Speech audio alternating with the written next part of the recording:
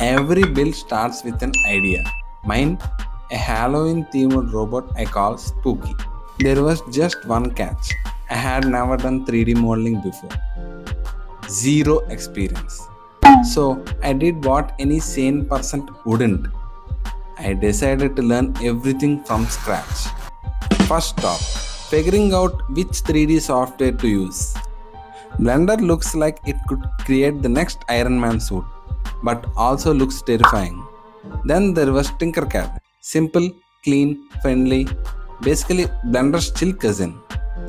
After an hour of research, okay, fine. 3 hours of YouTube tutorials, Tinkercad won. Whoa, that's not true in reality. I was just scared of Blender. Once I got the hang of it, I started designing. A simple cylinder body, some arms ahead. But I made one huge mistake that cost me hours. See if you can spot it before I tell you. Drop your guesses in the comments.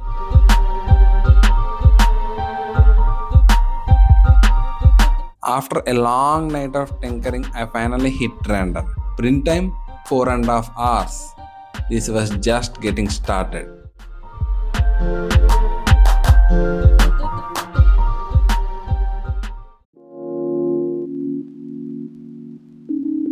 The print was finally done. I pulled it off the bed and honestly, it looked kinda okay. Just needed a bit of cleanup. So I grabbed my heat gun and started blowing off those tiny strings and extra blobs. You know, giving it that smooth finish. Then came the real grind, removing the support material. 20 minutes of carefully tearing, cutting, and trying. Who knew a simple model could generate this much plastic waste? My desk looked like a snowstorm hit a junkyard. And just when I thought I was done, I realized the big mistake. I had assumed the servo motors would fit neatly into those gaps I designed. They didn't. Not even close. That was the moment I learned. In 3D printing, what looks perfect on the screen rarely behaves that way in real life.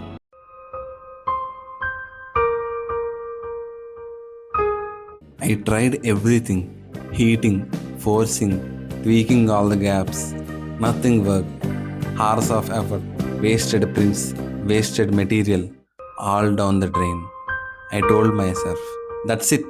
I'll try again next Halloween. But honestly, it hurt. It wasn't just a failure, it was losing that spark when I started spooky. So I walked away for now. But a small part of me, it still wasn't ready to give up.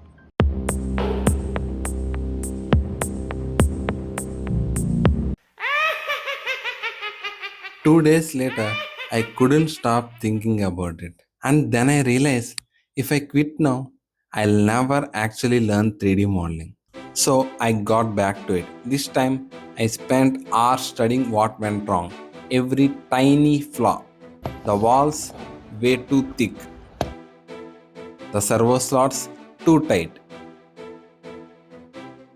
The eyes completely off and broken. I redesigned Spooky from scratch. Stronger, smarter, and with a secret twist I'll reveal later. Yeah, a little suspense never hurts. And then version 2 began printing. Here's the time lapse, the most satisfying part of any build. Let's clean it up first. Remove the supports, peel off the scraps. That crisp crack sound, absolute satisfaction. Removing those tree supports felt like unboxing a second chance.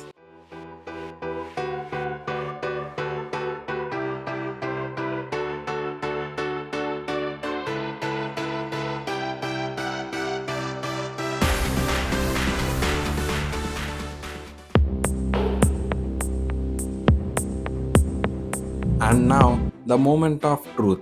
Will the servo finally fit? Yay! It fits perfectly. That one fit felt like redemption. Next up, The hands. The plan was simple. Make both arms rotate in opposite directions. You know, that chaotic Halloween panic vibe.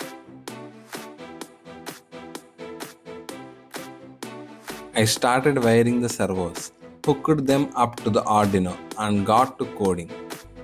The idea was left arm spins one way, right arm the other. Easy, right? Nope. First try, both arms moved the same way. 1 hour later, Still broken. 3 hours later. Finally, it worked. Perfect opposite rotation, smooth and creepy, exactly how I imagined it. I redesigned the hat too, bigger, witchier, full Halloween drama.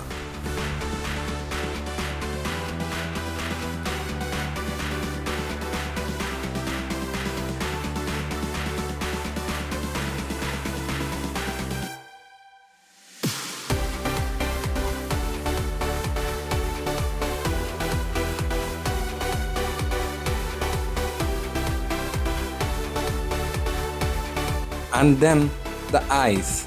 Remember that secret I mentioned earlier? I added an ultrasonic sensor. Now Spooky could sense things. Whenever something comes close, Spooky starts to panic, arms flailing, reacting to the distance. The closer you get, the faster it swings. Finally, Spooky just wasn't a 3D print anymore. It is alive.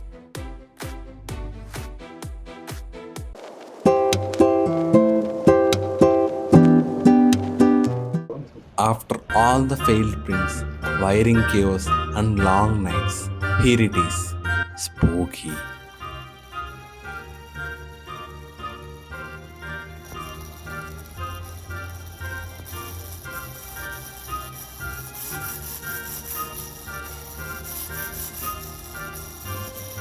In the light, you can see every flaw, the scars of every mistake.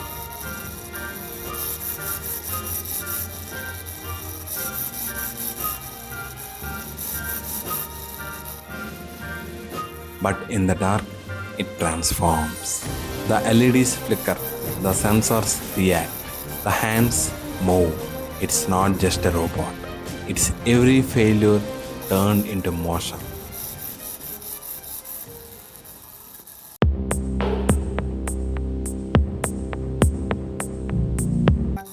And that's Spooky, from broken parts and burned plastic to this. If you want to build your own, the models up on Maker World, link in the description. I'm already working on Spooky version 2 for next Halloween. Bigger, smarter, maybe even creepier. Got ideas? Drop them in the comments. Until then, keep building, keep failing, and keep learning, because that's how every idea comes alive. Oh no, wait, that's not supposed to happen. I thought servo motors only rotate 180 degrees. Why is this thing spinning 360? Spooky, buddy, calm down. Uh, what have I done?